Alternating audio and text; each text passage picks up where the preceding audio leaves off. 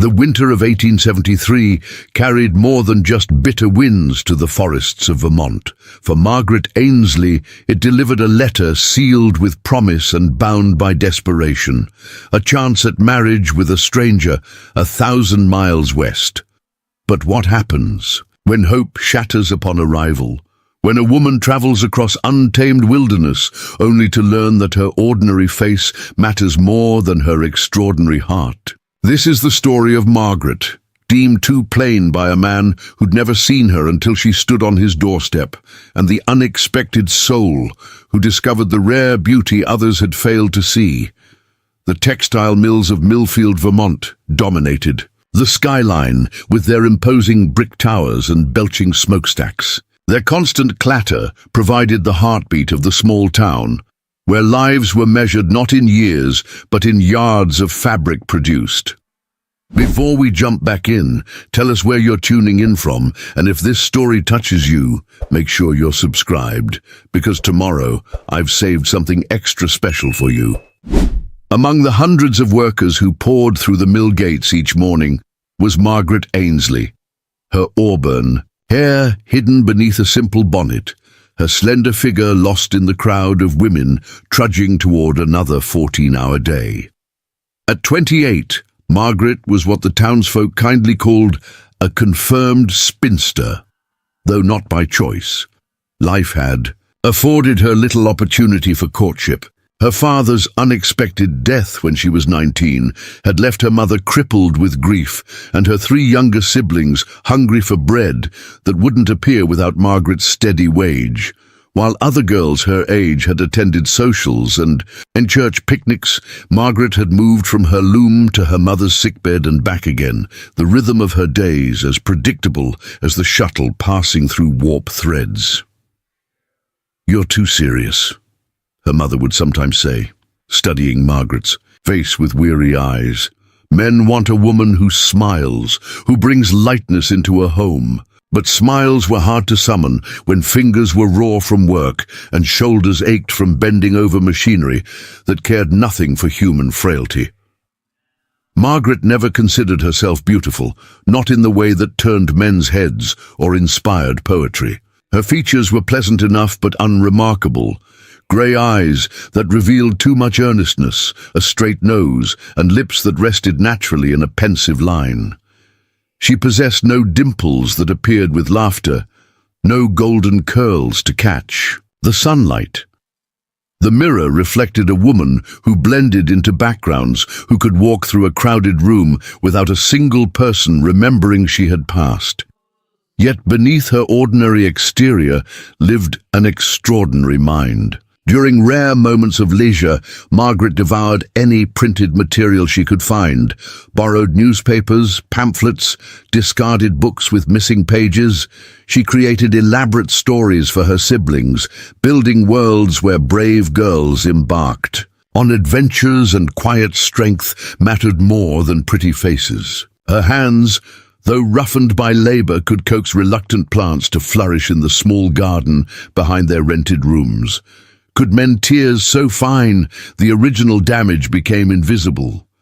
These quiet talents went largely unnoticed in Millfield, where survival consumed most waking hours and marriage prospects dwindled with each passing year. Then came the winter of Margaret's 28th year, harsher than those before, with her mother's cough deepening and her siblings now old enough to recognize the desperation in their sister's eyes when she divided meager portions at supper. It happened on a Tuesday evening, snow piling against the window panes as Margaret sat by the fire darning socks. Her mother had gone to bed early, exhaustion finally overcoming the pain that kept her awake most nights.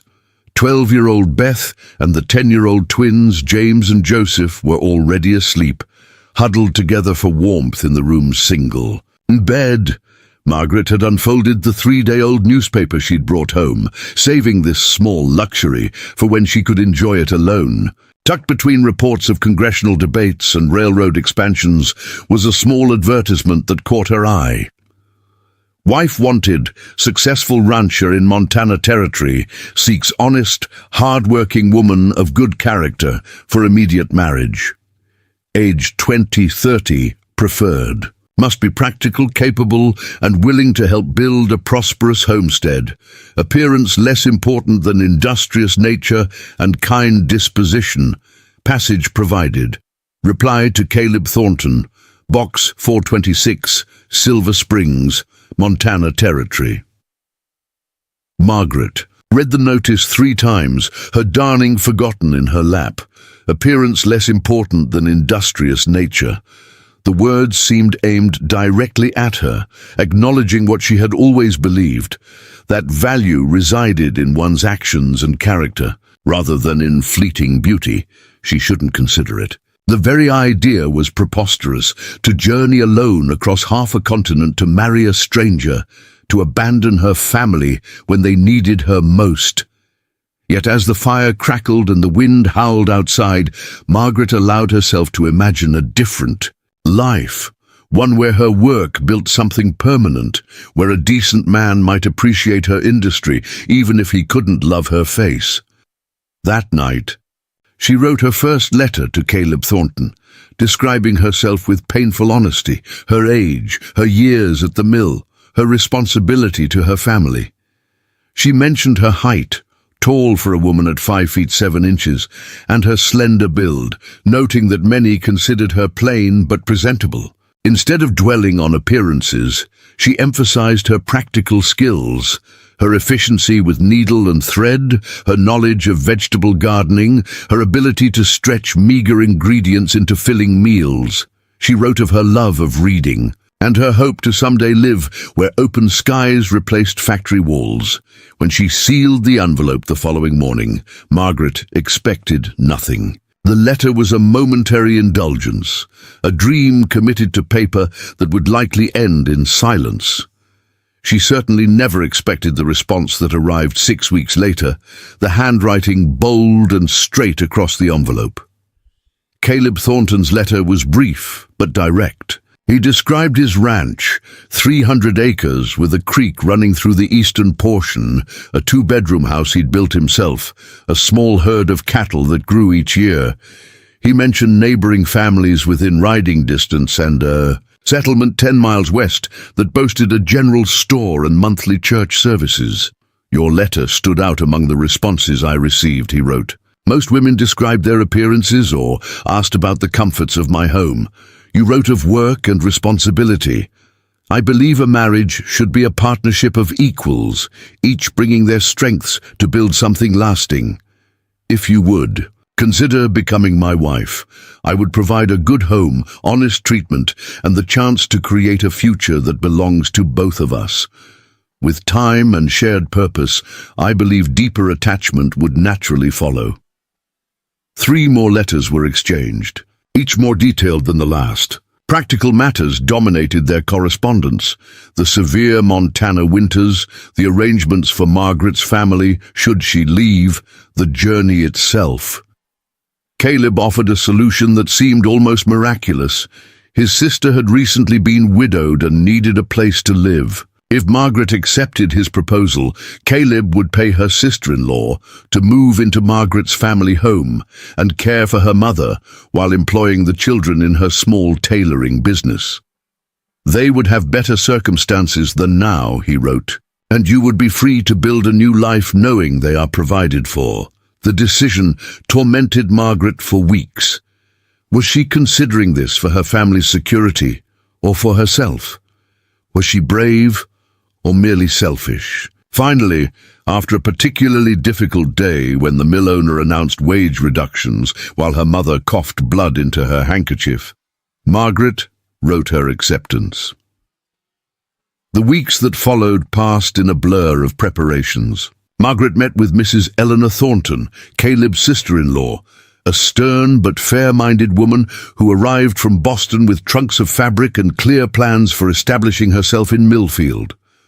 Arrangements were made, passage was purchased, and Margaret's few possessions were packed into one small trunk.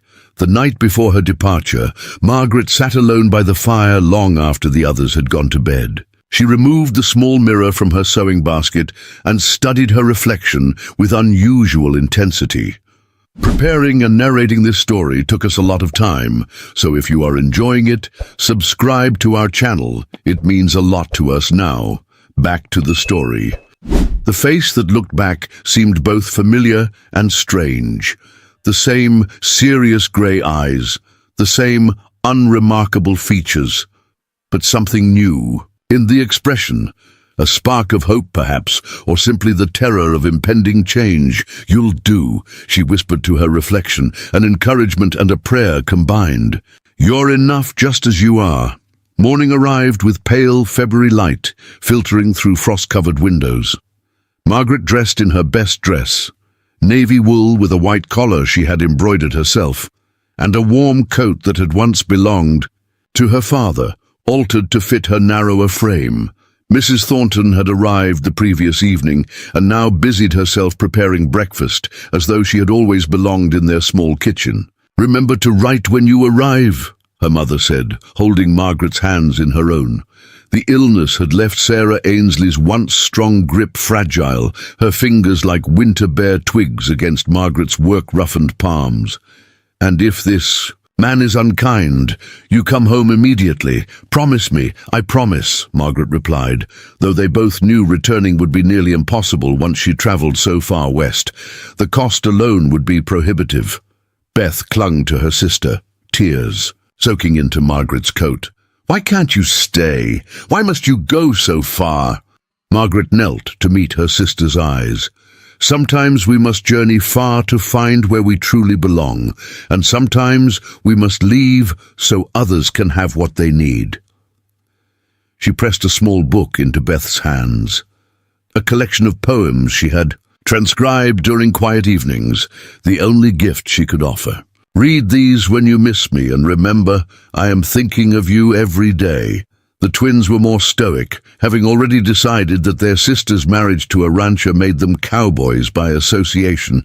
They extracted promises for stories about wild horses and Indians. Their eyes bright with adventure, they assumed awaited in Montana. The parting was brief, necessity overriding emotion. Margaret could not afford to miss her train, and prolonged goodbyes would only deepen wounds that needed to heal.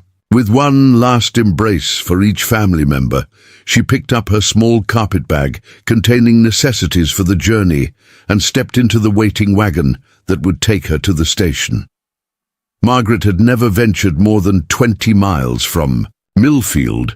Now she would cross a continent, each mile carrying her further from everything familiar. As the train pulled away from the small station, she pressed her fingertips to the cold window glass, watching her hometown recede into the distance, until it disappeared completely, swallowed by the white landscape and the curve of the tracks. The journey west transformed Margaret in unexpected ways. Each state brought new vistas, new challenges, new possibilities. She observed endless plains stretching toward far horizons, mountains that seemed to pierce the clouds, rivers wider than she had imagined possible. At night, as the train rocked her toward her destination, she wrote detailed descriptions in her journal, determined to capture every sensation for the siblings who might never see such wonders. Fellow travelers came and went, some sharing their stories freely, others maintaining careful distance. A young mother with 2 small children became a temporary companion through Ohio and Indiana. An elderly couple returning to their son's home in Nebraska offered wisdom about frontier life during shared meals in the dining car. A widower heading to California to start anew provided cautious encouragement when Margaret hesitantly revealed her own destination.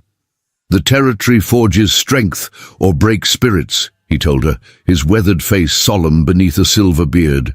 "But a woman who carries her worth inside, rather than wearing it on her face, will find her place there more readily than most."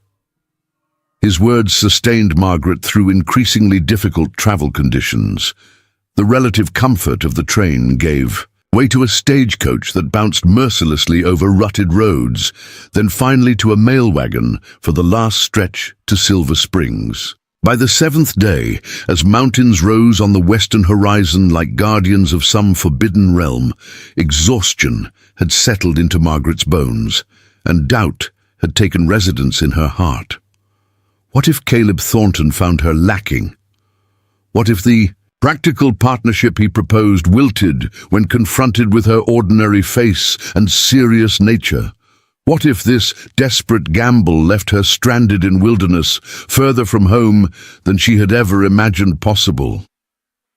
Silver Springs, Montana Territory, emerged from the morning mist like a rough sketch half completed. Unlike the neat grid of Millfield with its imposing mill buildings, this frontier town sprawled haphazardly, wooden structures scattered along a muddy main street. As the mail wagon rumbled toward the center of town, Margaret pressed her handkerchief to her lips, steadying herself against the jolting ride and the magnitude of what lay ahead. "First time in Montana?" asked the driver, a leathery man named Pratt, who'd maintained a steady stream of commentary throughout their journey from the last stagecoach stop. Margaret nodded, unable to find words adequate for the moment. The mountains looming behind the settlement both thrilled and terrified her. Their sheer scale made human endeavors seem insignificant, yet people had carved out lives in their shadow nonetheless. "Thornton's place is about 8 miles north," Pratt continued, gesturing vaguely toward a distant ridge. "Good land, plenty of water. Man works hard." He glanced at her curiously. "You visiting kin out that way?" Margaret's throat tightened. "No, I'm—" The words caught. How to explain that she was to marry the man, yet had never seen his face? "Mr. Thornton is expecting me." Something in her tone must have revealed her purpose, for Pratt's eyes widened momentarily before his expression settled into careful neutrality. "I see," was all he said, though Margaret detected a note of judgment beneath the simple acknowledgement. The wagon halted outside a weathered building with a hand-painted sign, "Silver Springs, General Mercantile and Post Office." A couple of men lounging on the porch straightened as Margaret descended, their curious gazes making her acutely aware of her rumpled traveling dress and disheveled hair. "This isn't the Thornton Ranch," Margaret said, confusion evident in her voice. "No, ma'am," Pratt replied, already unloading her trunk. "Thornton comes to town for supplies most Thursdays. Today's Tuesday. You can wait at Mrs. Jessup's boarding house till he shows." He nodded toward a 2-story clapboard building down the street. "Only decent place for a lady to stay in Silver Springs." The realization that she'd need to wait for Caleb's arrival hadn't occurred to Margaret. Her carefully planned journey had accounted for train schedules and stagecoach connections, but not for the rhythm of ranch life that didn't align with her arrival. A flicker of doubt troubled her already anxious mind. Shouldn't a man anticipating his bride ensure he was present to meet her? Mrs. Bertha Jessup proved to be a substantial woman with sharp eyes that assessed Margaret's worth in a single glance. Her boarding house, though modest, was immaculately maintained, with polished floors and spotless windows. The scent of fresh-baked bread permeated the small foyer, momentarily reminding Margaret of the home she'd left behind. "Thornton's mail order, are you?"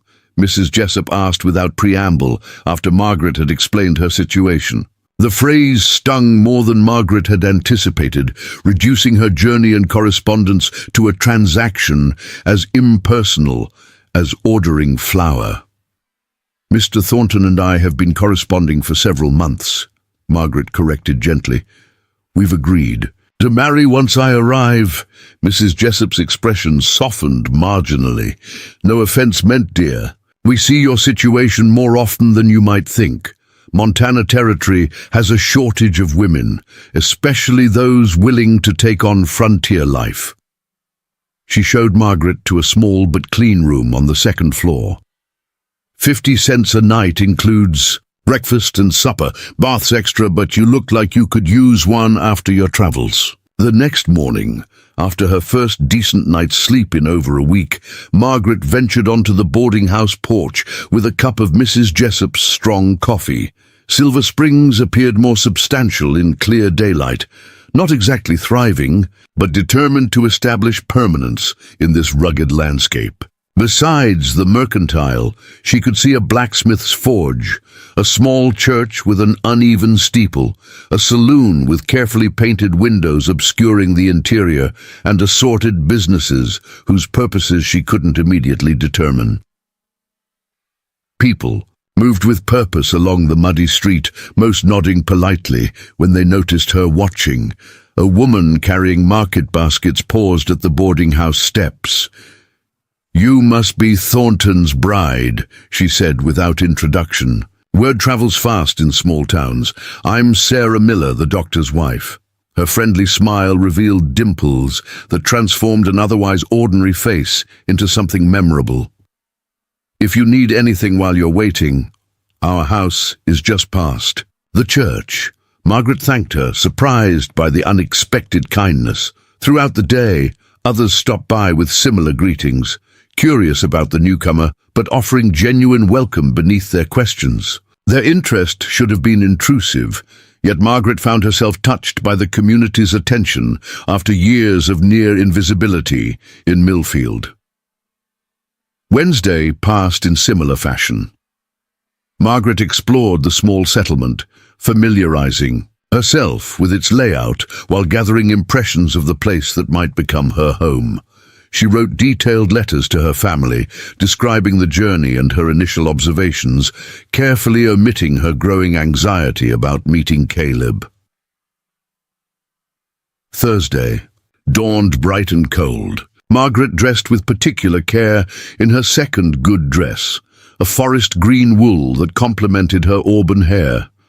She arranged her long tresses in a modest chignon, secured with her mother's tortoise-shell combs.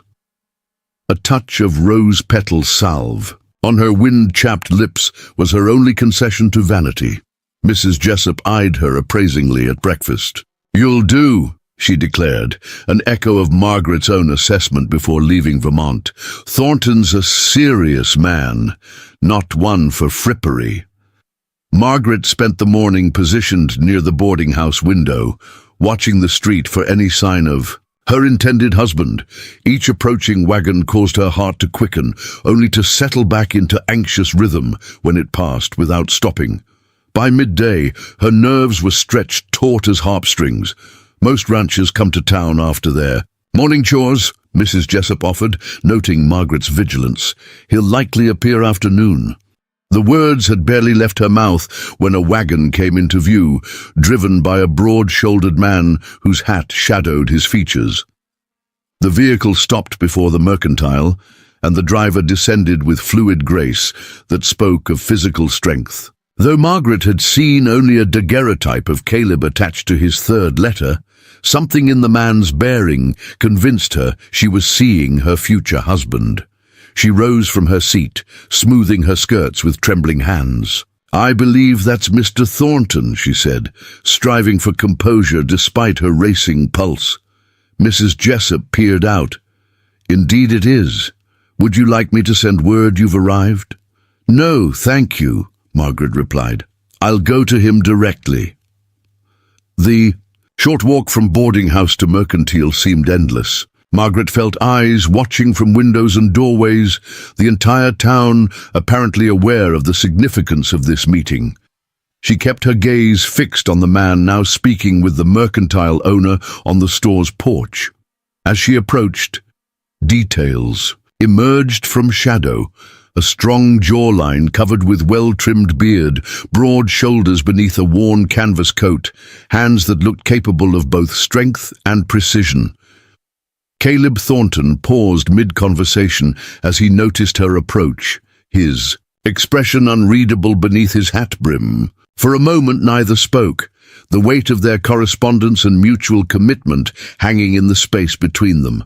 "Mr. Thornton," Margaret finally said, her voice steadier than she'd expected. "I'm Margaret Ainsley." He removed his hat, revealing features that matched his daguerreotype: a high forehead, straight nose, and deep-set eyes beneath dark brows. His hair was the rich brown of turned earth, swept back from his face and curling slightly at his collar. A handsome man, though not in the conventional way of Eastern dandies, with their pomaded hair and waxed moustaches. "Miss Ainsley," he acknowledged, his voice deep and measured. "I wasn't expecting you until next week." The simple statement fell between them like a stone into still water. Ripples of confusion spreading through Margaret's carefully maintained composure. "I followed the travel arrangements you provided in your letter," she replied. "Did you not receive my final correspondence confirming my departure date?" A slight furrow appeared between Caleb's brows. Mail's unreliable, especially with the recent snowmelt causing river crossings to flood. "I apologize for not being at the station to meet you." An awkward silence settled as the mercantile owner, sensing private matters being discussed, retreated into his store. Caleb studied Margaret with an intensity that made her face warm despite the cool air. What did he see? Did he find her as she had described herself in her letters, or was he already regretting his offer? "You must be tired from your journey," he said finally. "I'd intended to have the house better prepared before your arrival." "I understand," Margaret replied, though disappointment threaded through her words. Not at the lack of preparation, but at the absence of any warmth in his greeting. Where was the man whose letters had spoken of partnership and mutual respect? This stranger seemed distantly polite rather than pleased to finally meet his intended wife. "I need to complete my business in town," Caleb continued. "It will take perhaps an hour. Then we can return to the ranch together." Margaret nodded her agreement, acutely aware of curious onlookers who had abandoned all pretense of disinterest in their meeting. "I'll gather my things from the boarding house." As she turned to leave, Caleb added, "Miss Ainsley." She paused, looking back. "Welcome to Montana." The words were correct, but something in his tone left Margaret chilled. The enthusiastic correspondent who had articulated a vision of shared purpose seemed absent from this reserved man whose eyes had assessed her with what appeared to be disappointment. Back at the boarding house, Margaret methodically packed her few belongings, her movements automatic while her mind churned with uncertainty. Perhaps she had misinterpreted his reaction. Perhaps frontiermen simply didn't display emotion openly. Perhaps the journey had left her too sensitive to perceived slights. "How did it go?" Mrs. Jessup asked when Margaret descended with her carpet bag. "Well enough," Margaret replied, unwilling to voice her concerns. "Mr. Thornton is completing his business before we depart for the ranch." Mrs. Jessup's knowing gaze suggested she heard what remained unspoken. "Men out here aren't given to flowery sentiments, Miss Ainsley. Judge him by his actions more than his words." The advice, though kindly meant, did little to ease Margaret's growing apprehension. She settled her account and waited on the boarding house porch, watching as Caleb loaded supplies into his wagon. His movements were efficient, his interactions with townspeople respectful but brief, a man of action indeed, but what those actions revealed remained unclear. When he finally drove the wagon to the boarding house, Margaret had composed herself, sufficiently to maintain outward calm despite her inner turmoil. Caleb handled her trunk with care, securing it alongside sacks of flour and coffee, a new axe head, and other provisions. He offered his hand to help her onto the high seat, his grip strong but impersonal as she settled beside him. "It's about 2 hours to the ranch," he informed her. "The road's rough in places where the spring melt has washed it out." They traveled in silence for the first mile, the tension between them growing with each passing minute. Finally, Margaret gathered her courage to broach the subject weighing on her mind. "Mr. Thornton," she began carefully, "I sense that my arrival has caused you some discomfort.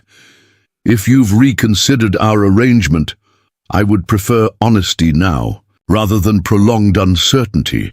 Caleb's hands tightened on the reins, the only visible sign that her words had affected him. After a moment, He sighed, his breath crystallizing in the chill air.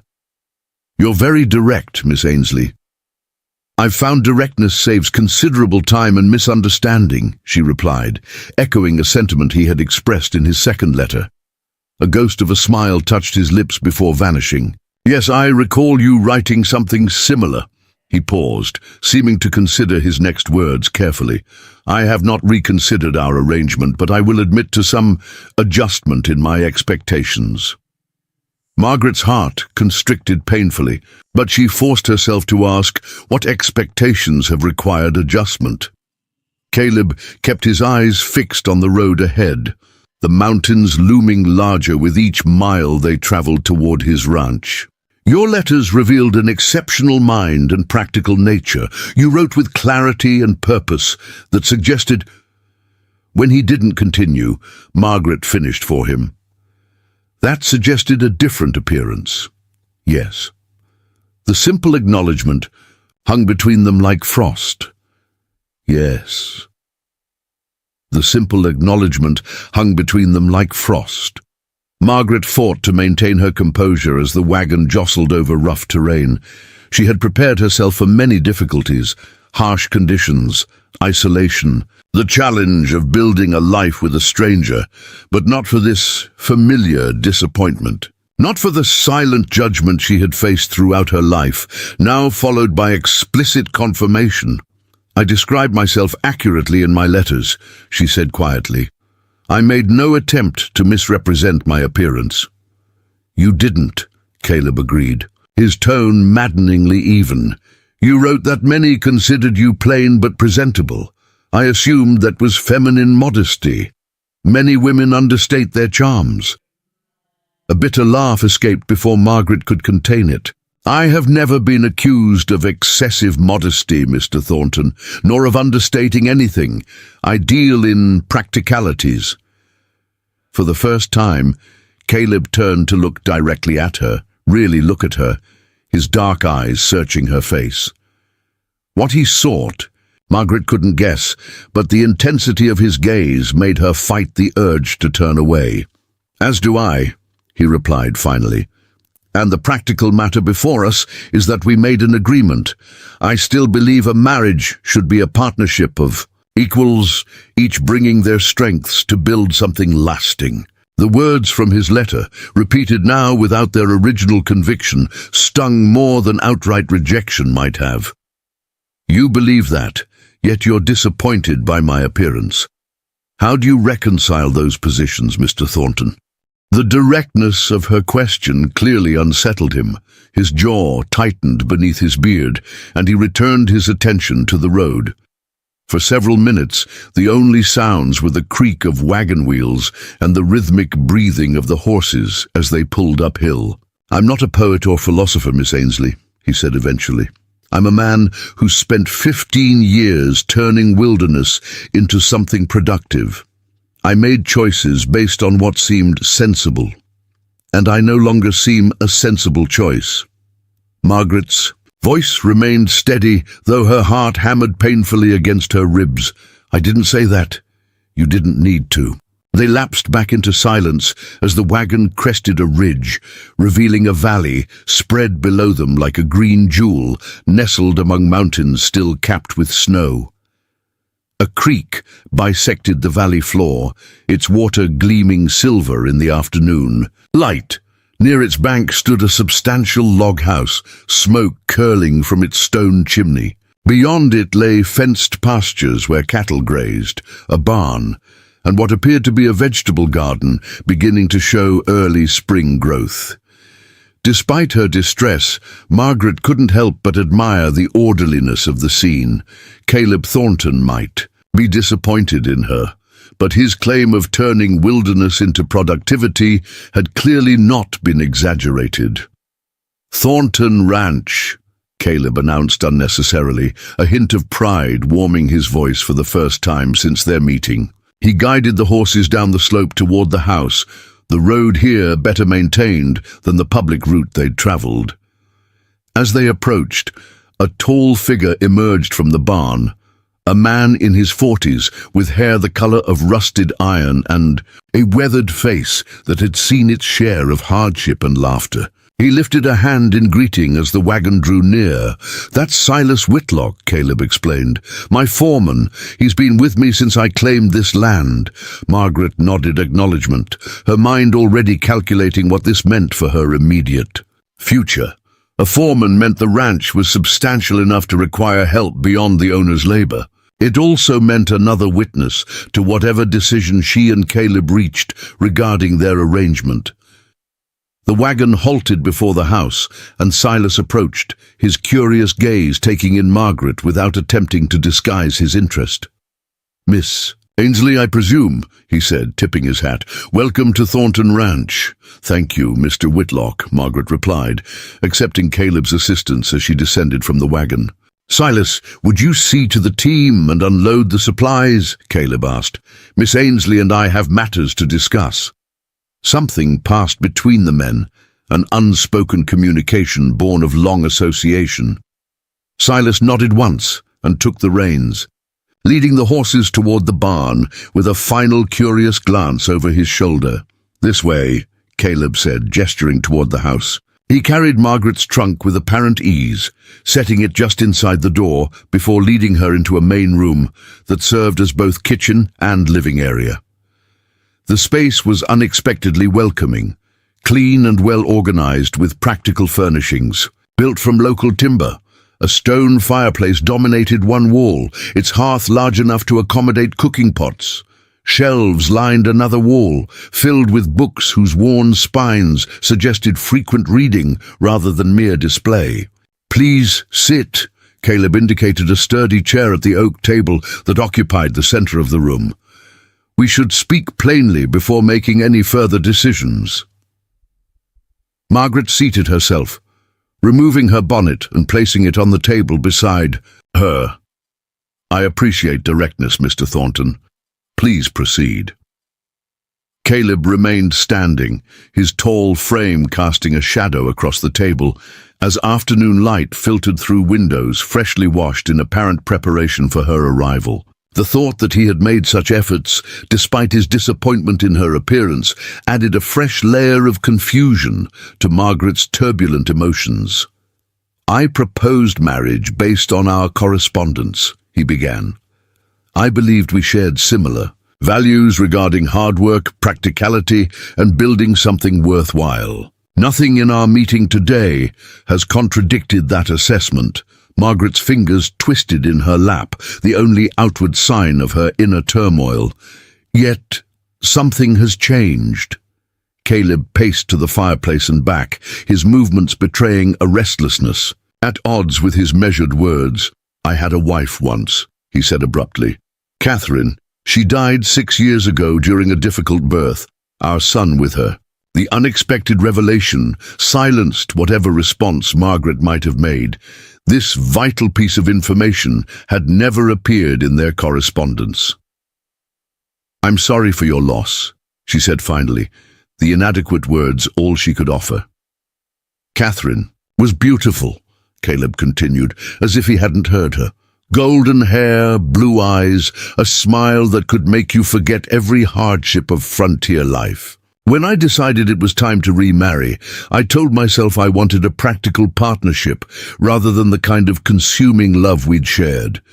I convinced myself that appearance didn't matter, that finding a woman of substance and character was more important than finding beauty." Margaret's throat tightened painfully. "But you were wrong." "No." Caleb stopped his pacing to face her directly. "I was right about what matters for building a life here. But I was wrong to believe I could separate practical considerations from personal preferences." He ran a hand through his hair, frustration evident in the gesture. "I'm not explaining this well." "On the contrary," Margaret replied, rising from her chair, "you're being quite clear. You want a wife who is capable and hard-working, but also one who pleases your eye. I fulfill only the first requirement." She gathered her bonnet, unable to remain seated under his scrutiny. "The question before us is what happens now." Caleb's expression reflected genuine conflict. Our agreement stands if you wish it to. I keep my word, Miss Ainsley. The arrangements for your family have already been made. My sister-in-law has taken up residence in your home as promised and will care for your mother and siblings. So I'm obligated. Margaret's voice held no accusation, merely a statement of fact. No. Caleb's response came forcefully. You are free to choose. If you wish to return east, I will provide funds for your passage. Your family's situation is secured either way. That was my commitment to you, regardless of the outcome between us. The offer stunned Margaret. She had come prepared for many possibilities, but not for this strange combination of rejection and generosity. The man before her was simultaneously confirming her deepest insecurities and offering an escape that preserved her dignity and her family's welfare. Why would you do that? She asked, genuinely confused.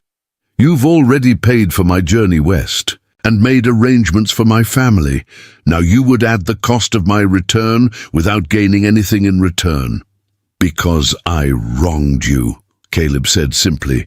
I led you to believe that your appearance truly didn't matter to me when I wasn't certain. That was true. You deserve better than a husband who cannot fully appreciate what you offer. Margaret moved to the window, needing space to think. Outside, Silas unloaded supplies from the wagon, his efficiency suggesting long practice. Beyond him stretched the valley with its promise of life and purpose, different from anything she had known in Vermont. The mountains rose beyond, both boundary and protection for this small created world. I came west for many reasons, Mr. Thornton, she said finally. To secure my family's future, yes, but also to escape the limitations of life in Millfield, to build something meaningful with my own hands, to be valued for my contributions rather than overlooked because of my face. She turned back to him, her decision forming even as she spoke. I cannot return to Vermont, not because of obligation, but because there is nothing there for me now. My mother has care, my siblings have futures, and I have already said my goodbyes.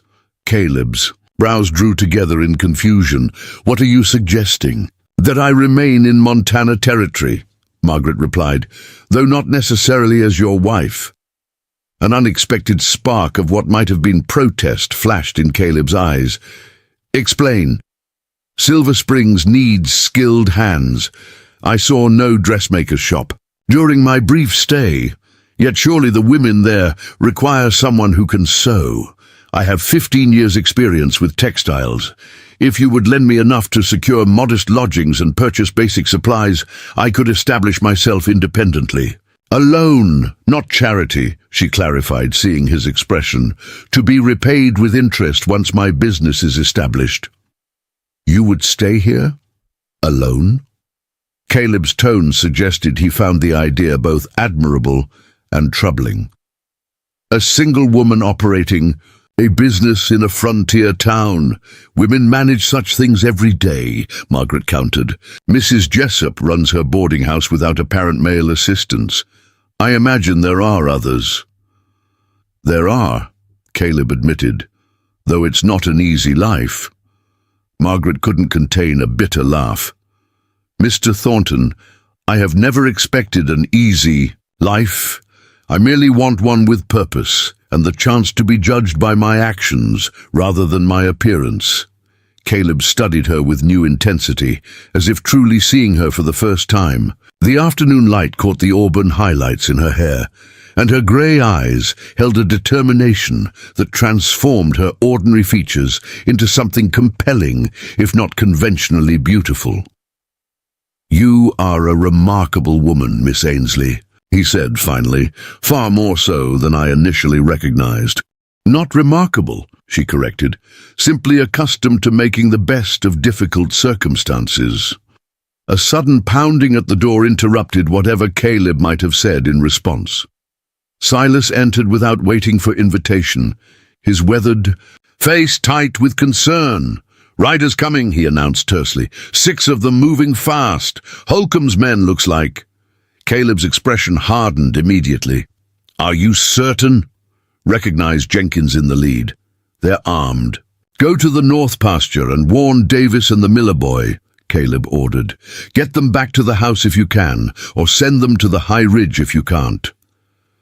As Silas departed with long strides, Caleb moved to a cabinet beside the fireplace, removing a rifle which he checked with practiced movements. "Mr. Thornton," Margaret began, confusion and the first stirrings of fear tightening her voice. "What's happening?" "A dispute with a neighboring rancher," Caleb replied, his attention focused on loading the weapon. "Victor Holcomb claims water rights to the eastern tributary of the creek that feeds this valley. The territorial court ruled in my favor last month after 3 years of legal battles. Holcomb doesn't accept the ruling. And these men coming now are likely here to deliver Holcomb's response in person," Caleb finished grimly. "Miss Ainsley, I apologize for bringing you into this situation. Please remain in the house while I address the matter." Before Margaret could protest, he strode to the door, rifle in hand. Through the window, she watched him position himself on the porch, his stance suggesting readiness rather than aggression. Minutes later, a group of riders appeared at the edge of the property, approaching with deliberate slowness that somehow seemed more menacing than a direct charge would have been. The riders halted their horses at a deliberate distance from the house, close enough to converse without shouting, but far enough to react if tensions escalated. Their leader, a hawk-faced man with a jagged scar running from temple to jaw, nudged his mount forward a few paces. Margaret counted 6 men total, all armed with visible pistols. 3 carried rifles slung across their backs. "Thornton!" the leader called, his voice carrying easily across the yard. "Holcomb sends his regards." "Jenkins," Caleb acknowledged with a curt nod. "This is private property. State your business and move on." Jenkins's thin lips twisted into something resembling a smile. "Now, that ain't neighborly. Mr. Holcomb's mighty concerned about your welfare, what with the eastern tributary running so high from the melt. Thought we might help you manage that overflow." The deceptively casual words clearly carried threat beneath them. Margaret's pulse quickened as she recognized the implication. They meant to damage the water source Caleb had fought so hard to secure. "The territorial court settled that matter," Caleb replied, his rifle held casually, but ready. "Holcomb needs to accept the ruling." Jenkins spat into the dirt. "Courts don't understand ranching. That water's flowed through broken spur land since before you staked your claim. Paper decisions don't change natural law." "Neither do threats," Caleb countered. "Tell Holcomb if he has concerns he can address them to my lawyer in Helena, or come speak to me himself like a man." A dangerous stillness settled over the mounted men. Margaret's hands gripped the windowsill, her knuckles whitening as she assessed the deteriorating situation. 6 armed men against Caleb, with Silas and the other hands too far away to provide immediate assistance. The odds were devastatingly clear. Without conscious thought, Margaret moved to the door and stepped onto the porch, positioning herself slightly behind Caleb's right shoulder. She felt his momentary tension without seeing his face, but she kept her attention fixed on the mounted men who now regarded her with surprise. "Gentlemen," she said, her voice carrying the crisp authority she had developed managing younger workers at the mill, "you appear to be interrupting a private matter of some importance." She moved forward to stand directly beside Caleb. "My arrival has already been delayed by poor travel conditions. I would appreciate concluding our business without further postponement." Jenkins's calculating gaze shifted between her and Caleb, reassessing the situation. "Didn't know you had company, Thornton." "Miss Ainsley arrived from Vermont today," Caleb replied, seamlessly adapting to her unexpected strategy. "As she mentioned, we have personal matters to discuss that take precedence over revisiting settled legal disputes." Margaret lifted her chin slightly. "I've traveled over 2,000 miles, Mr. Jenkins. The eastern waterways can surely wait another day for your attention." Something in her tone, the unmistakable note of a woman who expected to be obeyed, created a subtle shift in the standoff. The riders exchanged glances, their bravado diminished by the presence of a woman from back east, a reminder of the civilization and social constraints many had left behind. "We'll come back when you're less occupied, Thornton," Jenkins said finally. "Mr. Holcomb will want to know about your visitor." His emphasis on the last word carried insinuation that brought heat to Margaret's cheeks, but she maintained her composed expression. "You do that," Caleb responded evenly, "and remind Holcomb that interfering with my water rights now will only add to his legal troubles." Jenkins wheeled his horse around, gesturing for his companions to follow. As they rode away, Margaret released a breath she hadn't realized she was holding, her momentary courage giving way to delayed reaction. Her knees weakened, and she reached for the porch railing to steady herself. Caleb turned to her, his expression a mixture of concern and something resembling admiration. "That was either very brave or very foolish, Miss Ainsley." "Probably both," she admitted, her voice shaky now that danger had passed. "I saw the odds and acted without much thought. 6 against 1 seemed unfavorable. 7 against 1 would have been worse," he pointed out, though without heat. "Those men wouldn't have hesitated to harm a woman if fighting broke out. I calculated they'd be less likely to start trouble with a woman present," Margaret explained. "Men like that often maintain a twisted sense of chivalry, even when contemplating violence against other men." Caleb studied her with renewed interest. "You're not what I expected, Margaret Ainsley." "So you've made clear, Mr. Thornton." She attempted a smile that didn't quite reach her eyes, though perhaps in this instance that's not entirely negative. Before he could respond, the sound of approaching horses announced Silas's return with 2 younger men, presumably Davis and the Miller boy he had been sent to warn. They pulled up short at seeing Caleb and Margaret standing unharmed on the porch, no sign of Holcomb's men. "What happened?" Silas asked, dismounting with fluid grace despite his age. "We saw Jenkins and his boys riding east toward Broken Spur." "Miss Ainsley persuaded them to delay their visit," Caleb replied, a hint of dry humor entering his voice for the first time. Silas's bushy eyebrows rose as he assessed Margaret with new respect. "Did she now? Might have to hear that story over supper." "First, we need to finish our conversation," Caleb said, nodding toward the house. "Silas, could you and the boys see to Miss Ainsley's trunk? It needs to be brought in before dark." Once back inside, Margaret sank into a chair, the events of the day catching up with her all at once. From her disappointing first meeting with Caleb to her impulsive intervention with Holcomb's men, nothing had proceeded as she had imagined during those long nights on the journey west. Caleb busied himself at the stove, his movements efficient as he stoked the fire and filled a kettle. "You need tea," he said, not looking at her. "My mother always claimed it restored equilibrium after a shock." The unexpected domesticity of the gesture, this tall, weathered rancher preparing tea like a concerned host, nearly undid Margaret's fragile composure. She pressed her hands flat against the table to stop their trembling. "Thank you," she managed, "though I think equilibrium may be beyond reach today." Caleb set 2 mugs on the table, then seated himself across from her. For several moments, they sat in silence as the kettle began to sing on the stove.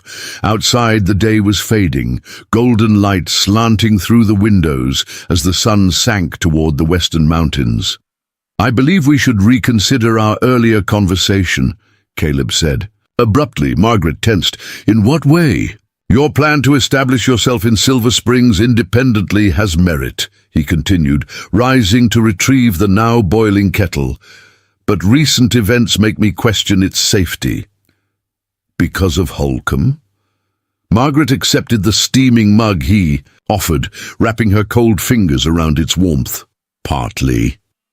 Caleb added a spoonful of honey to his tea, then offered the jar to her. "Holcomb's not above using intimidation against those connected to me, particularly when he's just lost a significant legal battle.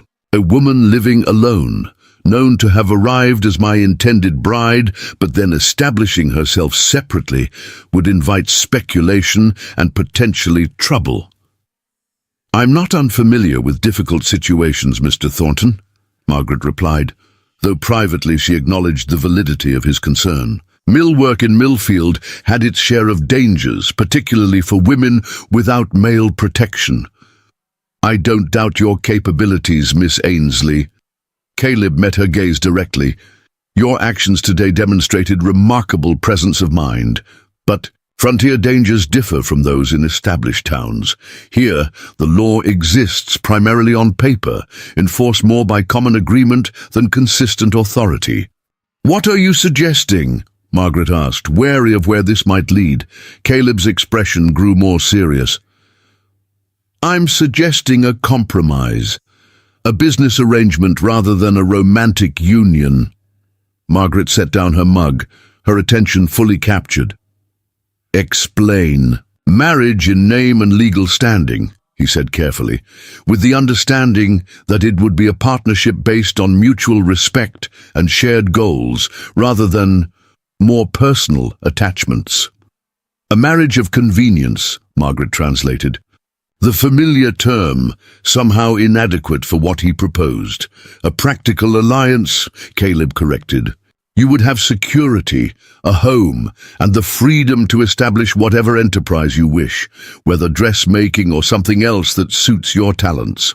I would have a partner in building this ranch, someone with intelligence and courage, who could manage household affairs when I'm occupied elsewhere." "And at night?" Margaret asked bluntly, unwilling to leave such a critical matter unaddressed. "What expectations would you have of a wife in name only?" A flush crept up Caleb's neck, visible even beneath his beard. "Separate sleeping quarters," he said firmly. "I have a small room off the kitchen I've used as an office. It could be converted easily enough. The main bedroom would be yours." "A truly separate arrangement then," Margaret clarified. "Not merely a marriage with limited affection." "Yes." Caleb's gaze remained steady. "Unless both parties agreed to alter those terms at some future point." Margaret sipped her tea, considering this unexpected proposal. "Why would you offer this? Surely there are women who would accept a traditional marriage with you, women whose appearances might better suit your preferences." The direct question seemed to unsettle him, but Caleb answered with equal directness.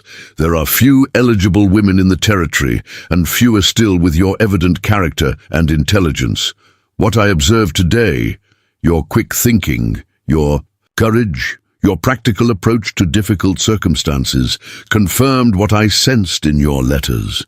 You would be an asset to this ranch, even in a marriage defined primarily by partnership rather than deeper attachment." "You speak of me as you might a particularly promising investment," Margaret observed, though without rancor. "Perhaps," Caleb acknowledged, "but I would expect you to evaluate me with similar practicality. What I offer is security, purpose, and respect for your capabilities. In return, I ask for loyalty, hard work, and commitment to building something lasting here. It's a fair exchange, I believe." Margaret rose from the table, needing movement to process this unexpected turn. She paced to the window and back, conscious of Caleb watching her without rushing her decision. Outside, Silas and the younger hands had finished unloading the wagon and were leading the horses toward the barn. The valley lay bathed in the golden light of approaching sunset, its beauty undeniable despite the day's tensions. "I have conditions," she said finally, returning to stand beside the table rather than sitting. "If I agree to this arrangement." Caleb nodded once. "I expected as much. First, I would require a written agreement detailing the nature of our partnership, including provision for my financial independence. Any money I earn from my own enterprises remains under my control." "Reasonable," Caleb agreed, "though for appearances' sake, we would need to maintain a united front in public." "Of course.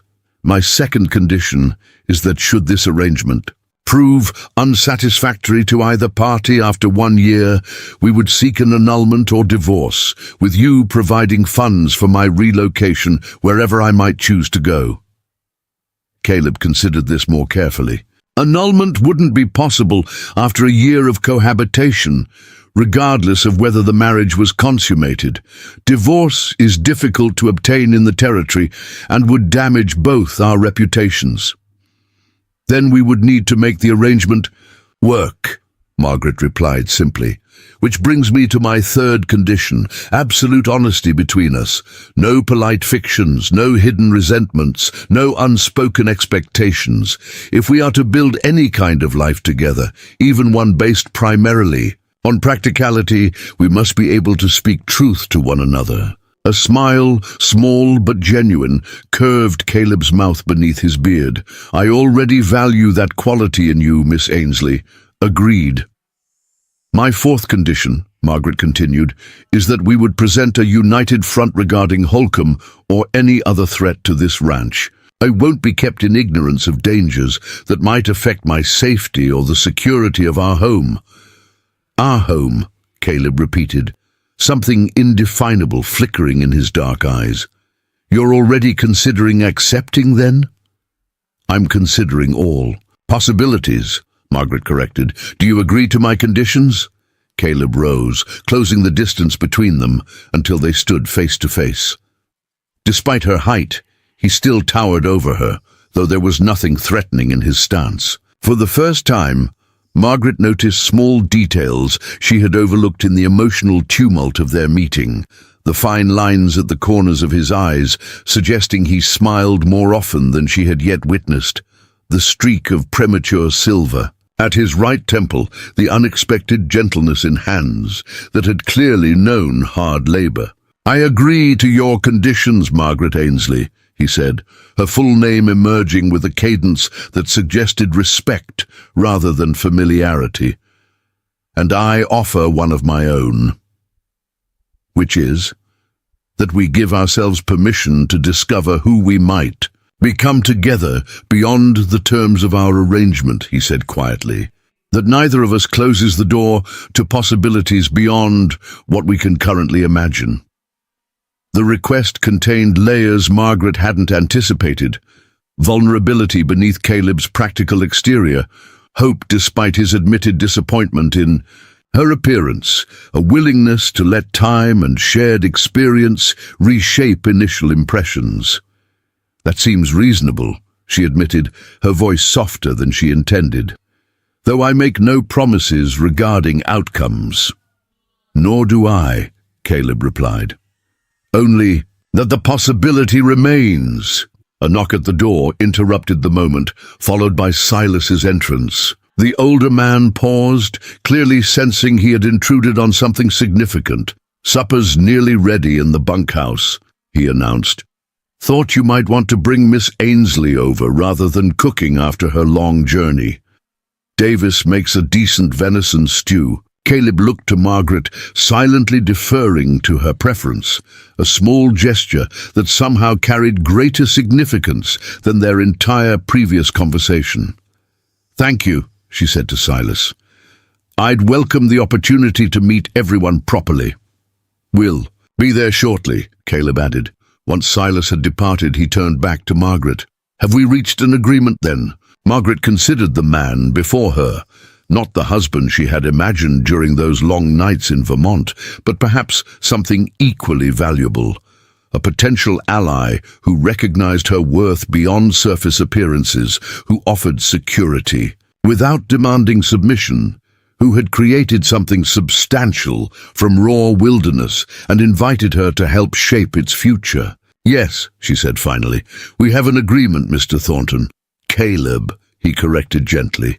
If we're to be married, even under these unusual terms, I think first names would be appropriate. Caleb, Margaret repeated, testing the shape of it. On her tongue. And I am Margaret, he offered his arm with unexpected formality. Shall we join the others for supper, Margaret? I believe introductions are in order. As they walked toward the bunkhouse, the setting sun casting long shadows across the yard, Margaret felt something unexpected unfurl within her chest. Not love or even attraction, but possibility. The future stretching before her was not what she had envisioned when boarding that train in Vermont, but it held promise nonetheless. Perhaps, she reflected, adjusting to the rhythm of Caleb's longer stride, the plainness that had defined her in Millfield might prove to be an advantage rather than a liability in this raw new world where substance mattered more than appearance, where hands that could work were valued above hands that merely looked elegant. For the first time since arriving in Montana Territory, Margaret allowed herself to hope that she might have found not just security, but belonging. The bunkhouse was a long, low structure, built of the same sturdy logs as the main house, but with less refinement in its details. Margaret hesitated briefly at the threshold as masculine voices and laughter spilled through the open door. She had worked alongside men at the mill, but always with the protective barrier of machinery between them, never in this domestic intimacy of a shared meal. Caleb sensed her hesitation. "They're good men," he assured her quietly. "Rough in manner sometimes, but respectful." "I'm not concerned about their behavior," Margaret replied, squaring her shoulders. "I'm considering how best to establish my position. First impressions matter in any household." Something like appreciation flickered in Caleb's eyes. "Indeed they do." He led her inside, where conversation immediately ceased. 5 men of varying ages sat around a long table, their weathered faces turning toward her with undisguised curiosity. Silas stood by a large iron stove, ladling stew into wooden bowls. "This is Miss Margaret Ainsley," Caleb announced, his voice carrying authority without harshness. "She has traveled from Vermont to become my wife. We'll be married by Reverend Collins in Silver Springs as soon as arrangements can be made." The directness of his announcement, with no mention of their unusual arrangement, sent a flush of warmth to Margaret's cheeks, but she maintained a composed expression, nodding in greeting. "How do you do, gentlemen?" she said, her voice steady. "I look forward to becoming acquainted with each of you." Silas stepped forward, assuming the role of master of ceremonies. "This here's Thomas Davis."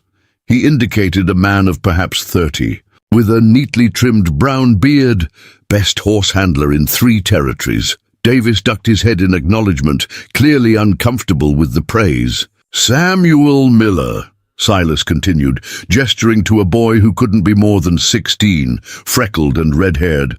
"Our newest hand, but learning quick." The boy blushed furiously, managing a mumbled greeting. Brothers Eli and Jacob Harrison, 2 men in their 20s with similar square-jawed features, nodded in unison, and Pedro Morales, best tracker this side of the Rockies. The last man, older than the others with silver-streaked black hair and deep-set eyes, rose partially from his seat in a courtly half-bow that spoke of different cultural traditions. "Welcome to Thornton Ranch, señorita," he said, his accented English warm with sincerity. "It has been too long without a woman's presence." "Thank you, Mr. Morales," Margaret replied. "Though I suspect a woman's presence brings changes not everyone welcomes." A chuckle rippled around the table, breaking the initial tension. Silas gestured toward 2 empty places at the head of the table. "Food's getting cold. Plenty of time for jaw-wagging after we eat." The meal itself was indeed surprisingly good. Venison stew rich with vegetables stored from the previous fall's harvest. Fresh baked bread that Margaret learned the men took turns preparing, and a dried apple cobbler for dessert. Throughout the meal, she observed the interactions around her with careful attention, noting the hierarchy, the easy camaraderie, and most importantly, the obvious respect they held for Caleb. These men were more than hired hands. They had become something like family in this isolated setting. Their conversation revealed a deep knowledge of the ranch operations and genuine investment in its success. By the meal's end, Margaret had catalogued valuable information.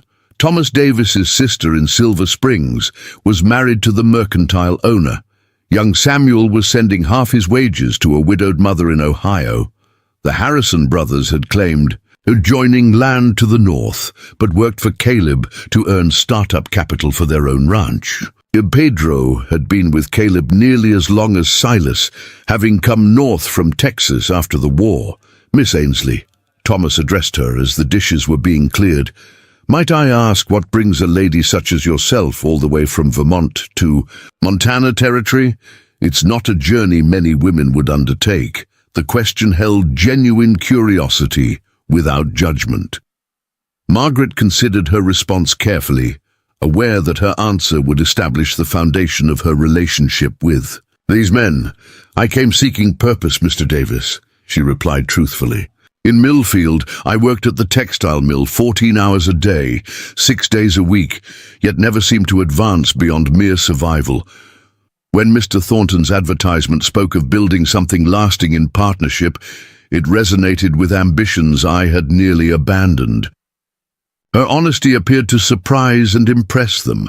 Pedro nodded slowly, approval evident in his expression. "Building something from nothing. This is the dream that brings us all to such places, no?" "Indeed, Mr. Morales," Margaret agreed. "Though I suspect the challenges take different forms for men and women." "You'll face your share here," Silas commented, his tone matter-of-fact rather than discouraging. "Winters that freeze the blood, summers dry enough to parch the soul, isolation that makes you forget the sound of voices beyond these walls." "Yet you've all chosen to remain," Margaret observed. "Because the rewards match the challenges," Caleb said, speaking for the first time since the meal began. "Freedom to shape your own destiny, satisfaction in seeing tangible results from your labor, a connection to the land that becomes part of your very being."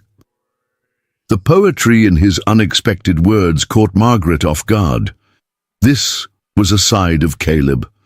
Thornton she hadn't glimpsed in their earlier interactions, a man capable of articulating profound attachment to something beyond mere property ownership. She studied him with new interest as conversation flowed around them, wondering what other layers remained hidden beneath his practical exterior.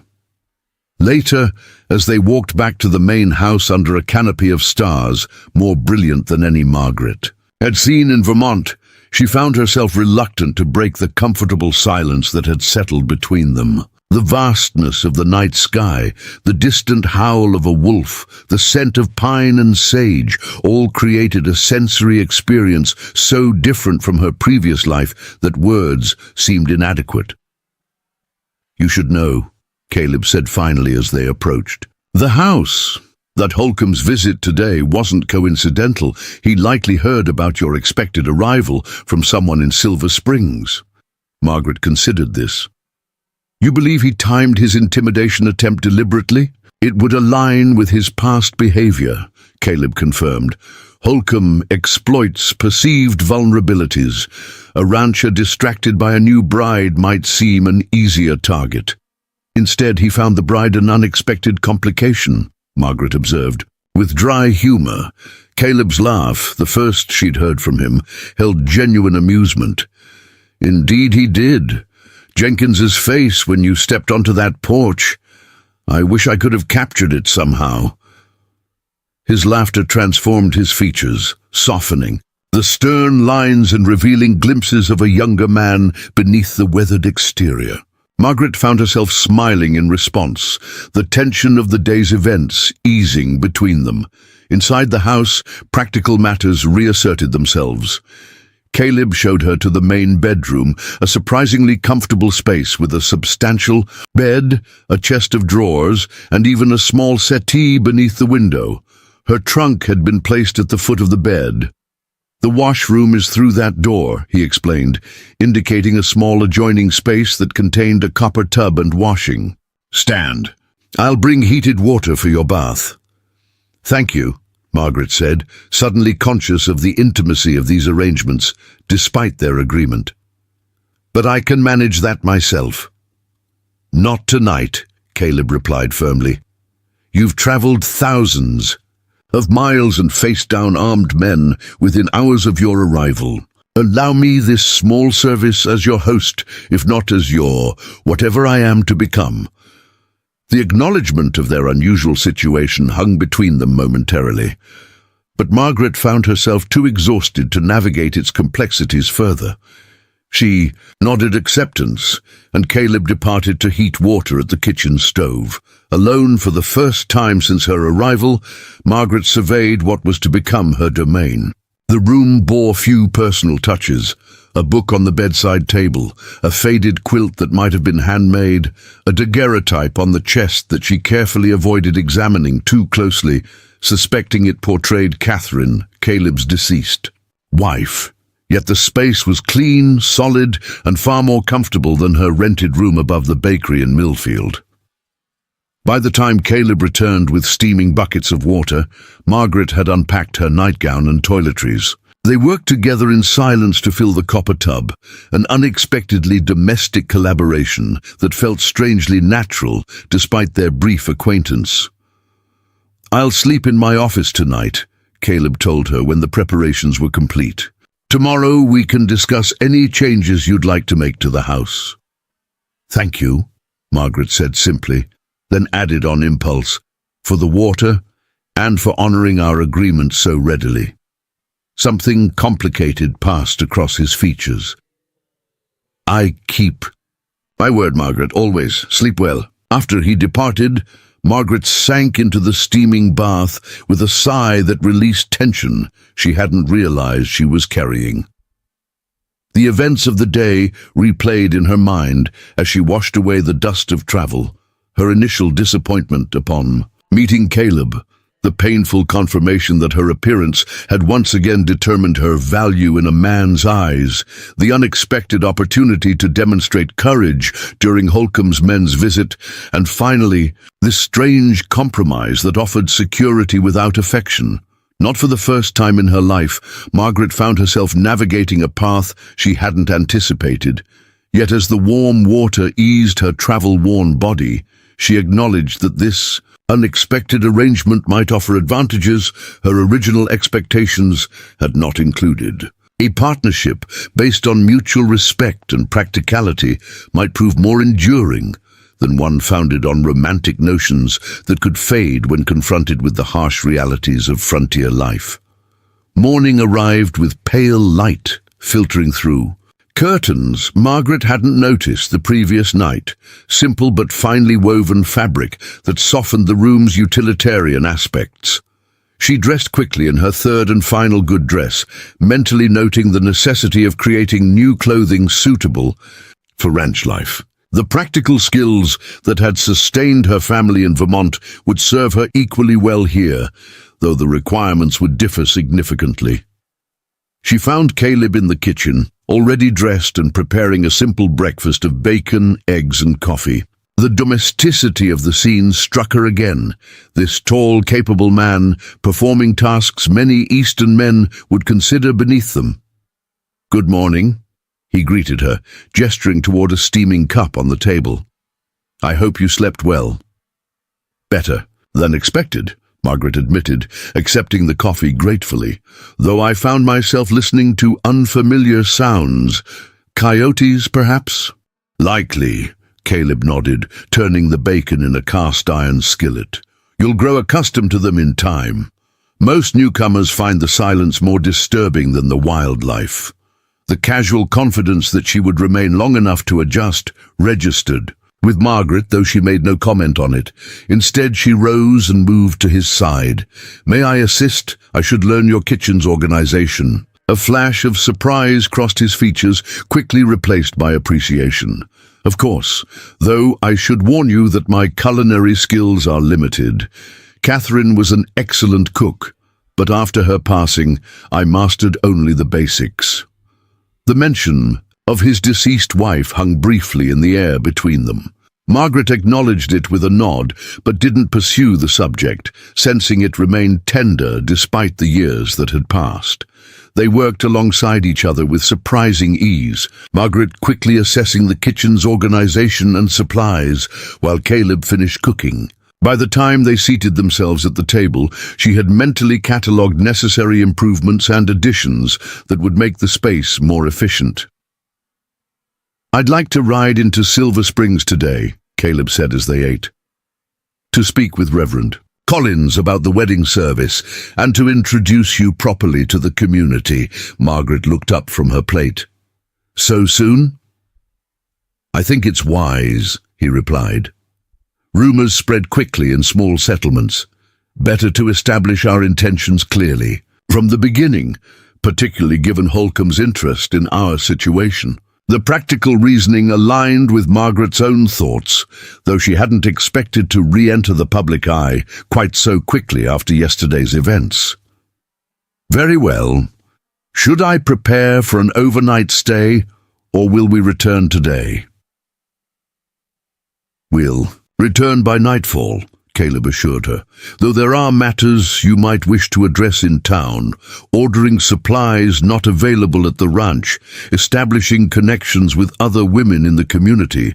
Margaret considered this, appreciating his foresight. "Yes, that would be sensible. I should begin creating proper household inventories as well, to determine what might be needed." Caleb studied her with that same look of mild surprise he'd displayed earlier. "You approach this very methodically. Managing a household is not unlike managing a factory floor, Mr. Thornton." "Caleb," she corrected herself. "Both require organization, efficiency, and anticipation of future needs. I believe you'll find ranch life suits your practical nature," he observed, something like admiration warming his tone. Catherine struggled with the isolation and unpredictability. She was raised in Boston, and Montana's wildness sometimes overwhelmed her. This second, more detailed reference to his late wife caught Margaret's attention. "You loved her very much," she said quietly. Not a question, but an acknowledgement. Caleb's expression shifted, becoming more guarded. "I did. Our marriage wasn't arranged as ours will be. We met in St. Louis when I was securing supplies for my first cattle drive. She was visiting relatives, dreaming of adventure." A wistful quality entered his voice. "I convinced her that life in the territory would provide that adventure. I didn't sufficiently consider how different it would be from everything she had known." The regret in his words revealed more than perhaps he intended. Not just grief for Catherine's death, but guilt over her unhappiness during life. Margaret absorbed this insight without comment, filing it away as an important piece of the complex man she had agreed to marry. "I'm not seeking adventure, Caleb," she said finally, "merely purpose and security. I believe those are things you can provide, as I can provide organization and support for your endeavors." Relief flickered across his features. "Then we understand each other." "We're beginning to," Margaret amended. "Understanding takes time." After breakfast, they prepared for the journey to Silver Springs. Margaret changed into her traveling dress, now cleaned of the previous day's dust, and pinned her hair into a simple but neat arrangement. When she emerged from the bedroom, Caleb was waiting with a small package wrapped in brown paper.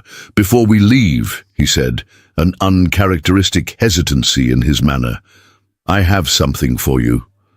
Surprised, Margaret accepted the package, unwrapping it carefully to reveal a beautifully crafted wooden box.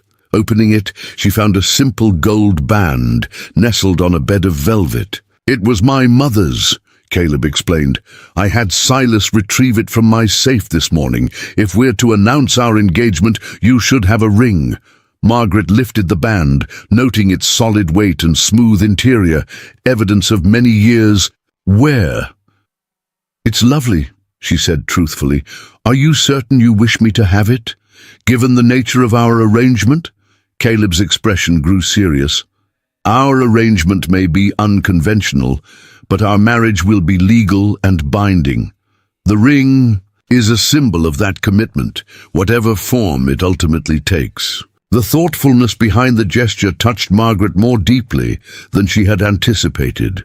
She extended her left hand, silently inviting him to place the ring himself. Caleb hesitated briefly, then took her hand in his larger one, sliding the band onto her finger with unexpected gentleness. The ring fitted as though made for her, its weight unfamiliar but not unwelcome. Margaret studied it against her work-roughened hand, the simple gold standing out against her pale skin. "Thank you," she said softly. "I'll honor what it represents." Something shifted in Caleb's gaze, not quite warmth, but perhaps the first tentative step toward it. "Shall we go meet your new community, Miss Ainsley, soon to be Thornton?" The journey to Silver Springs passed more comfortably than their initial trip to the ranch. Seated beside Caleb in the wagon, Margaret found conversation flowing more easily between them. He pointed out landmarks and boundaries, naming neighboring ranches and describing the territory's seasonal changes. Margaret listened attentively, asking questions that revealed her quick grasp of the complex relationships between water access, grazing rights, and the challenging topography that defined ranching success or failure. "You understand these matters more readily than most Easterners," Caleb observed as they crested a hill overlooking Silver Springs in the distance. "I've always believed that knowledge is security," Margaret replied. "The more I understand about this place and its workings, the more effectively I can contribute to the ranch's success." The slip didn't escape Caleb's notice, but he merely nodded, a ghost of a smile touching his lips. A wise approach. Silver Springs appeared different to Margaret now as they approached, no longer the forbidding stranger it had seemed upon her. A rival. In just 2 days, her perspective had shifted dramatically. The scattered buildings now represented opportunity rather than intimidation. The rugged landscape promised freedom rather than isolation. Whether this change reflected actual possibility or merely desperate adaptation to her circumstances, she couldn't yet determine. As Caleb guided the wagon down the main street, several townspeople called greetings, their curious gazes lingering on Margaret. News of her arrival had clearly spread, along with speculation about her relationship with the respected rancher. She maintained a dignified posture, acknowledging greetings with polite nods while observing the subtle dynamics of the small community.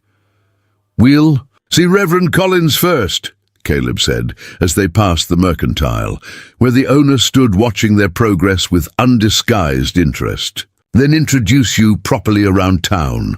Margaret adjusted her bonnet, suddenly conscious of her appearance in a way she hadn't been in years. While she harbored no illusions about transforming into a beauty, she felt an unexpected desire to present herself well as Caleb Thornton's chosen bride, regardless of the private reality of their arrangement. The church stood at the eastern edge of town, a simple white-painted structure with a crooked steeple that somehow added charm rather than diminishing its dignity. A small cottage nestled behind it, smoke rising from its chimney despite the mild spring day. Reverend Collins proved to be younger than Margaret had expected, perhaps 35, with kind eyes and a scholarly demeanor that seemed at odds with the frontier setting. His wife, Elizabeth, a petite woman with a ready smile, welcomed them into the cottage parlor with genuine warmth. "Miss Ainsley, we're delighted to meet you at last," she exclaimed, taking Margaret's hands in her own. "When Mr. Thornton wrote that he was expecting a bride from the East, we were so pleased. Feminine influence is sorely needed in Silver Springs." Margaret glanced at Caleb, surprised to learn he had informed others of her impending arrival. He met her gaze with a slight shrug. "I needed to arrange for the wedding service," he explained, "and Mrs. Collins has been kind enough to offer guidance on household matters that might ease your transition." The thoughtfulness of this preparation touched Margaret unexpectedly. While Caleb had admitted disappointment in her appearance, he had nonetheless taken steps to ensure her comfort and integration into the community. Over tea, served in the Collins' modest parlor, arrangements were made for a wedding ceremony 3 days hence. "Just a simple service," Margaret requested, conscious of both propriety and the unusual nature of their agreement. "Our circumstances don't warrant elaborate celebrations." "Nonsense," Elizabeth Collins countered with gentle authority. "Every bride deserves some festivity, particularly one who has journeyed so far to begin a new life. We'll arrange a small reception at the hotel afterward, nothing extravagant, but enough to properly introduce you to Silver Springs society." Margaret opened her mouth to protest, but Caleb spoke first. "Mrs. Collins is right," he said, surprising her again. "Your arrival should be marked appropriately. You'll be mistress of one of the largest ranches in the territory. People will expect certain observations." The reminder of her future position silenced Margaret's objections. She was no longer simply Margaret Ainsley, mill worker from Vermont, but soon to be Mrs. Thornton, whose conduct would reflect on her husband's standing in the community. The realization brought both discomfort and a strange pride. "Very well," she conceded, "though I've brought few suitable garments for such an occasion." "That's easily remedied," Elizabeth assured her. "Mrs. Harrington at the Mercantile keeps a selection of fabrics, and I believe Mrs. Wilson still does some dressmaking, despite her advancing years." Following their visit to the parsonage, Caleb led Margaret through a series of introductions throughout the small settlement: the mercantile owner and his wife, the hotel proprietor, the town doctor, and his family. Everywhere they went, Margaret was received with varying degrees of curiosity and welcome, though she noted the assessing glances between married women silently evaluating Caleb's choice. "They're wondering what he sees in her," she imagined them thinking, though no one spoke such thoughts aloud. The familiar judgment stung, despite her attempts at indifference. Their final stop was the Silver Springs Hotel, where Caleb had arranged for a private dining room for lunch. As they settled at a table overlooking the town's single street, Margaret found herself unexpectedly exhausted by the morning's social obligations. Maintaining a poised facade while navigating a new community had drained her more thoroughly than 14 hours at a mill loom ever had. "You've handled yourself admirably," Caleb observed, studying her across the table. "Not everyone transitions so smoothly to frontier society." "I've merely been polite," Margaret demurred. "Though I suspect many find me disappointing as your chosen bride." Caleb's expression sharpened. "Has someone said something inappropriate?" "No one needs to speak for me to recognize familiar assessments," Margaret replied without self-pity. "I've lived with such judgments my entire adult life, Mr. Thornton." "Caleb," he corrected automatically, then frowned. "What judgments do you imagine are being made?" Margaret arranged her napkin precisely in her lap, buying time to formulate an honest response that wouldn't sound like self-pity. "That I am plain, unremarkable, and therefore puzzling as the choice of a man in your position. That you might have secured someone more ornamental had you been more patient or offered greater inducements." Caleb's frown deepened. "You attribute shallow thinking to people you've just met. I attribute to them the same responses I've observed throughout my life," Margaret countered. "It's not accusation, merely experience." Their conversation paused as the hotel's proprietress herself arrived with their meal. A surprisingly well-prepared roast with spring vegetables that reminded Margaret how far civilization had penetrated, even this remote territory. When they were alone again, Caleb surprised her by returning to their interrupted discussion rather than allowing it to fade. "I dislike thinking you feel judged in what will become your community," he said, his tone more gentle than she had yet heard from him. "Particularly when the judgment you perceive may exist primarily in your own expectations." The observation, though not unkindly delivered, struck Margaret with unexpected force. Was it possible she projected anticipated rejection where none existed? Had years of dismissal in Millfield conditioned her to expect the same wherever she went? Perhaps, she acknowledged, willing to consider his perspective. Though your own initial reaction to my appearance suggests my expectations aren't entirely unfounded, a flush rose above Caleb's beard. I behaved poorly, he admitted, and have regretted it since witnessing your courage and composure during Holcomb's visit. Physical appearance reveals nothing about a person's character or capabilities. I know this, yet allowed superficial expectations to color our first meeting. The frank acknowledgement of his error, offered without qualification, elevated Margaret's estimation of Caleb's character significantly. "Thank you for that," she said simply. Few men would admit such a mistake so directly. "Our agreement includes absolute honesty," he reminded her, the ghost of a smile touching his lips. "I intend to honor all aspects of our arrangement, Margaret." The use of her given name, spoken with unmistakable respect, created a subtle shift in the atmosphere between them. Not romance. Margaret harbored no illusions about miraculous transformations in Caleb's perception of her appearance, but perhaps the foundation for something equally valuable: genuine partnership based on mutual respect. After lunch, they separated. Briefly, Caleb to conduct banking business, while Margaret visited Mrs. Wilson, the elderly dressmaker Elizabeth Collins had recommended. The woman's small shop occupied the front room of her cottage at the edge of town, bolts of fabric lining the walls and a cutting table dominating the center space. Agatha Wilson herself proved to be a tiny bird-like woman with bright eyes that belied her 70-plus years. "So you're Thornton's bride," she stated without preamble, circling Margaret with professional assessment. "Good shoulders, nice posture. Turn, please." Startled by the direct approach, Margaret complied, allowing the older woman to study her figure from all angles. Yes, tall, strong build. Not what most men look for, but far more practical for frontier life than those delicate creatures who wilt at the first hardship. Mrs. Wilson's matter-of-fact assessment contained neither criticism nor false flattery.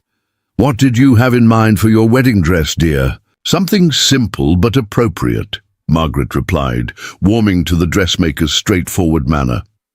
"I brought few garments with me, expecting to create new ones more suited to ranch life." "Sensible," Mrs. Wilson approved. Too many Eastern women arrive with trunks full of impractical frippery, then wonder why silk and lace don't survive washboards and cook fires. She moved to a cabinet, retrieving several fashion plates. "For your wedding, perhaps something like this, modified for your figure and coloring." The illustration showed a gown more elegant than anything Margaret had ever owned, yet not excessively ornate. Its lines were clean, its decoration tasteful rather than ostentatious. "It's lovely," Margaret acknowledged, "but perhaps beyond my requirements. Our ceremony will be very simple." Mrs. Wilson fixed her with a penetrating stare. "A wedding dress serves two purposes, young woman. It honors the significance of the occasion, yes, but it also establishes your position in the community. As Mrs. Thornton, you'll be expected to lead by example, in church activities, in social matters, perhaps eventually in motherhood. Your appearance at this first public event will set the tone for how people perceive you going forward." The perspective gave Margaret pause. She had considered only her own modest preferences and Caleb's practical nature, not the broader social implications of their union. "I hadn't thought of it that way," she admitted. "Few do," Mrs. Wilson replied with a knowing smile. "But I've dressed brides in this territory for 30 years. Trust my experience in this matter." By the time Caleb returned to collect her, Margaret had been measured, had selected fabric, a rich ivory silk for the wedding gown, and several sturdier materials for everyday garments, and had arranged for fittings over the next 2 days. The expenses, which exceeded her modest budget, troubled her until Mrs. Wilson explained that Caleb had established an account for her use before their arrival.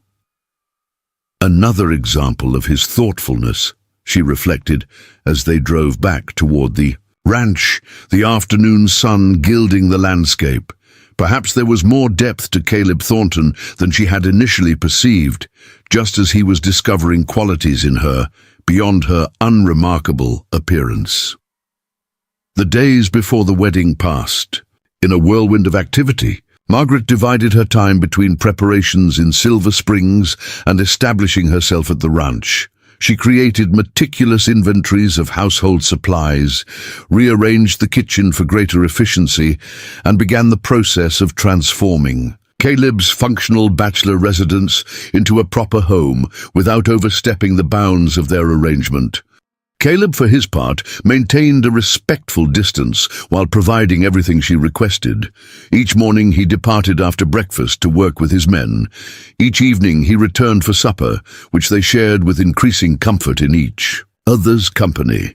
Their conversations gradually expanded beyond immediate practicalities to include their respective backgrounds, views on territorial politics, and even occasional philosophical discussions sparked by books from Caleb's surprisingly extensive library. "You're not what I expected," Margaret told him on the eve of their wedding as they sat before the fire, she with mending in her lap, he with a ledger of ranch accounts. "In what way?" Caleb asked, looking up from his figures with interest. "You present yourself as purely practical, yet you maintain a collection of poetry alongside agricultural journals. You speak of ranching in terms of profit and loss, yet describe the land with almost religious reverence." She set aside her mending, giving him her full attention. "You contain contradictions I hadn't anticipated." Caleb closed his ledger, considering her observation. "As do you, Margaret Ainsley. You describe yourself as plain and practical, yet I've watched you arrange wildflowers with an artist's eye and speak of literature with genuine passion. You claim to seek only security, yet you faced armed men without flinching to protect a home that wasn't yet yours." His perception startled her. "Perhaps we've both allowed ourselves to be defined too narrowly by others' assessments," she suggested. "Or by our own limited self-perception," Caleb added, his dark eyes reflecting firelight. "Tomorrow we begin a new chapter, with the opportunity to discover who we might become beyond those limitations." The wedding day dawned clear and perfect. The Montana spring, offering its blessing in the form of wildflowers blanketing the valley and birdsong filling the air. Margaret woke early, a mixture of nervousness and strange anticipation fluttering in her stomach. By arrangement, Caleb had ridden into town the previous evening, staying at the hotel to maintain propriety before the ceremony. She would travel to Silver Springs with Silas, who had been designated her escort in Caleb's absence. Elizabeth Collins arrived at the ranch mid-morning, bringing her personal maid to assist with Margaret's preparations. "Every bride deserves attention on her special day," she insisted when Margaret protested such fuss, particularly one without mother or sisters to share the moment. The kindness nearly undid Margaret's carefully maintained composure. As Elizabeth's maid arranged her hair, weaving spring blossoms among the auburn strands, Margaret found herself blinking back unexpected tears. "It's perfectly natural to be emotional," Elizabeth assured her, misinterpreting the reaction. "Marriage is a momentous step, even when—" She hesitated, clearly uncertain how to continue. "Even when arranged through correspondence rather than developed through courtship," Margaret supplied, sparing the minister's wife further discomfort. "Yes," Elizabeth agreed, relief evident in her tone. "Though I must say, you and Mr. Thornton seem remarkably well suited despite the unconventional beginning. There's a natural ease between you that many couples require years to develop." The observation surprised Margaret, who had assumed their interactions appeared as awkward to others as they sometimes felt to her. "We're both practical people," she said carefully. "We share similar values regarding hard work and building something worthwhile." "More than that, I think," Elizabeth replied with a knowing smile. but time will reveal what exists beyond practicality. Now let's get you into this gorgeous gown. Mrs. Wilson has outdone herself. The dress, when carefully removed from its wrappings, exceeded Margaret's expectations. The ivory silk shimmered in the morning light, its clean lines and subtle embellishments, creating an elegance she had never associated with herself. When finally dressed, her hair arranged, her mother's locket, her only jewelry besides Caleb's ring around her neck, Margaret hardly recognized the woman in the small mirror Elizabeth held before her. Not a conventional beauty, certainly no. Gown could transform her strong features or substantial frame into delicate femininity, but dignified, even striking in a way she had never thought possible. "You look magnificent," Elizabeth declared, genuine admiration in her voice. "Mr. Thornton will be speechless." Margaret doubted that, given their practical arrangement, but found herself hoping for at least a flicker of appreciation in Caleb's eyes. Despite their agreement, despite her own insistence that appearance shouldn't matter, she discovered within herself a very human desire to be found attractive by the man who would become her husband. The journey to Silver Springs passed in a blur of nervous anticipation. Silas, unexpectedly gallant in a freshly pressed suit, treated her with a deference that would have amused Margaret under different circumstances. The other ranch hands had ridden ahead to witness the ceremony, their excited preparations that morning revealing how significant this event was to the entire Thornton Ranch community. "You've made quite an impression on the boys," Silas commented as they approached town. "Never seen them so eager to attend church services. I believe a promise of wedding cake holds greater appeal than witnessing my matrimonial vows," Margaret replied with dry humor. Silas chuckled. "Perhaps, but there's more to it. You've brought possibility back to the ranch. After Catherine died, something went out of the place, not just Caleb's happiness, but a sense of future. Your arrival has restored that, even in these few days." The simple observation held more meaning than elaborate compliments might have. Margaret found herself speechless, touched by the implication that her presence already mattered beyond the practical arrangement she and Caleb had negotiated. Silver Springs had transformed itself for the occasion. Bunting decorated the church entrance, and it seemed the entire settlement had turned out in their Sunday best. As Silas helped her from the wagon, Margaret felt the weight of community expectations settle upon her shoulders. These people had come not just to witness a ceremony, but to evaluate the woman who would stand beside one of their most respected citizens. Inside the church, Elizabeth Collins ushered her to a small anteroom.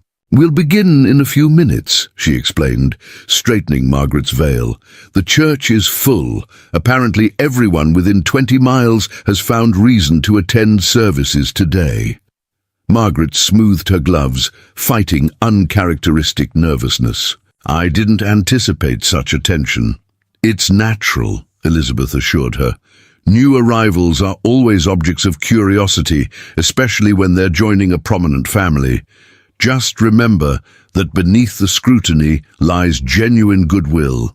This community wants you and Caleb to find happiness together." Before Margaret could respond, organ music began, the small instrument's wheezy tones nevertheless creating an atmosphere of solemnity.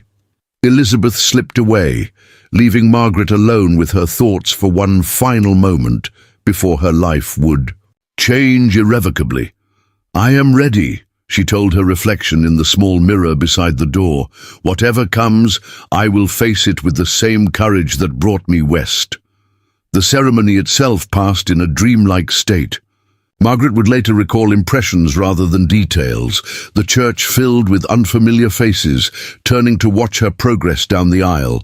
Silas's steady arm supporting her, Reverend Collins's kind expression as he welcomed them to the altar, and most vividly, Caleb's face as he turned to watch her approach.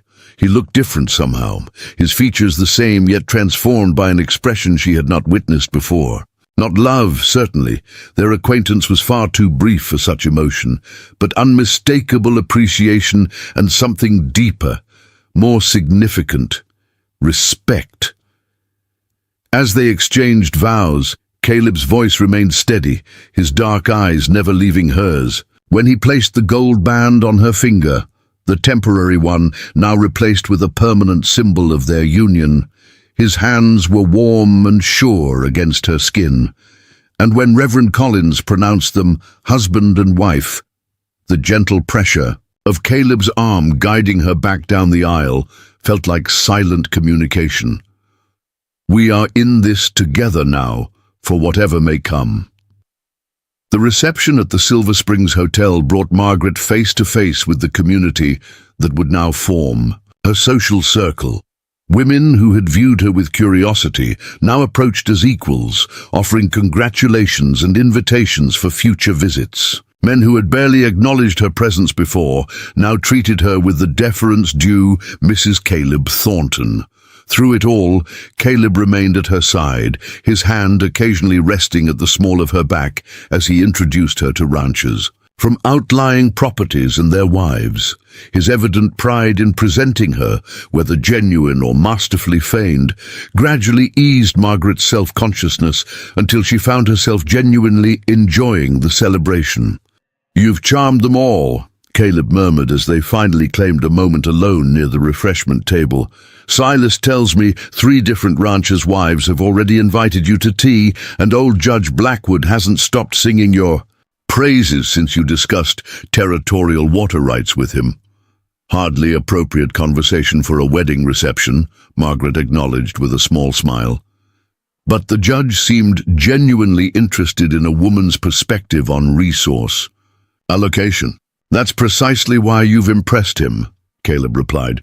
"Most women arriving from the East avoid such topics entirely, yet you've already grasped the fundamental issues that shape our existence here." The approval in his voice warmed something deep within Margaret, a place untouched by previous compliments about her practical skills or domestic capabilities. To be valued for her mind, her observations, her unique perspective, this was validation she had scarcely dared hope for, even from the man who had proposed their pragmatic union.